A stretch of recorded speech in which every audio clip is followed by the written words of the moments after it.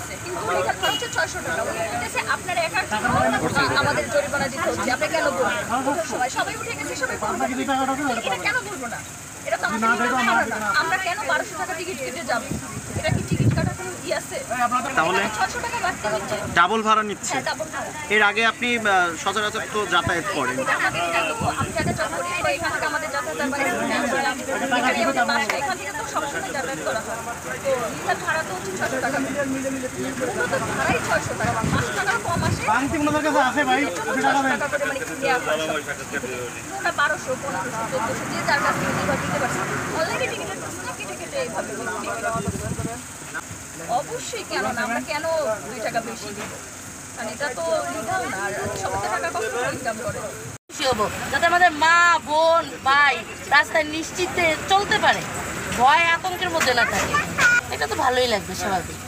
কিন্তু মনের মধ্যে একটা আতঙ্ক তো আছে, সেটি তো বললাম, আতঙ্ক যেন না থাকে ভিতরে। না, এটা অবশ্যই একটা ভালো প্রশংসনীয় উদ্যোগ এবং আমি ভালোই মনে করতেছি। বাট যাওয়ার পরে কি হয় সেটা তো ভয় একটা। 500 টাকা আমরা টাকা গেছি, মানে 1100। কত টাকা বেশি নিচ্ছে? বেশি বেশি মনে করেন 400 টাকা মতো। আমাদের তো কিছু করার থাকে না, বাধ্য হয়ে কাটতে হয়। যদি কিছু বলা হয় তাহলে তো টিকিট দেয় না, তাহলে কিভাবে যাব বলেন? চাইতে তো হবে, রবিবার থেকে অফিস বা স্কুল যেটাই খোলা থাকে আমাদের তো অ্যাটেন্ড করতে হবে, এগুলো তো আর সম্ভব হয় না, বাধ্য হয়ে টিকিট এই দামই কাটতে হয়। প্রতিবাদ করলে কি টিকিট পাওয়া যাবে? 700 টাকা হচ্ছে, আমাদের কাছে 950 টাকা প্রতিবাদ করতে গেলে ওনারা বলে হচ্ছে ওনাদের নাকি অনলাইনে সব আপডেট করা, তো ওনাদের কিছু করার থাকে না, অনেক কিছু নানান বাহানা দেয়, যার জন্য আমরা কিছু বলতে পারি না। এটা হচ্ছে মেন প্রবলেম। ওনাদের কাছে যদি বলি যে আপনাদের একটা প্রিন্টের একটা ছবি তুলি আমরা, যেটা আমরা প্রতিবাদ জানাবো, তখন বলে না, ছবি তোলা যাবে না, নিষেধ, মানে এটা তাদের কোম্পানিতে নাই। তাই আমরা আর কিছু বলার থাকে না, যেহেতু আসছি। যারা 1200 দেন তারা 500 করে দিবেন। জি জি, আমরা তো টাকা 1100 করে দেন, টাকা 400 দেন। 1200 করে। আর আপনি কত দিবেন আমি জানি না।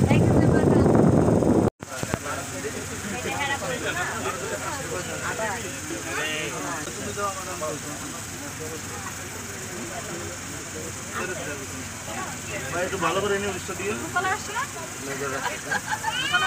ঈদের তো বেশি খুশি খুশি লাগতেছে, জীবনে প্রথম এরকম টাকা ফেরত পাইতেছে।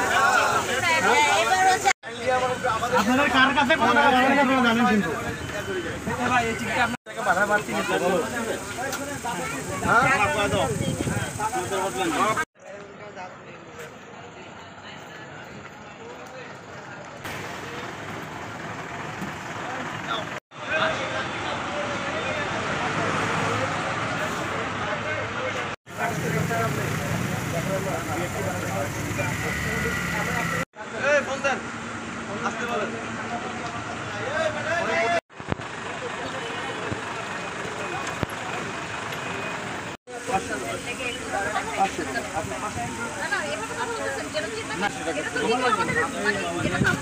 ভাই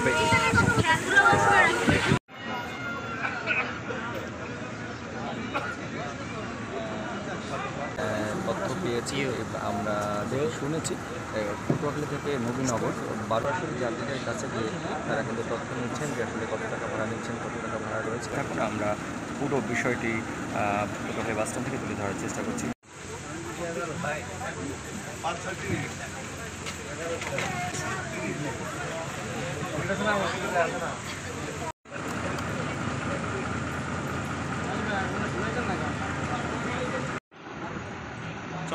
একটু বাসগুলো, হ্যাঁ আমিও যাবো।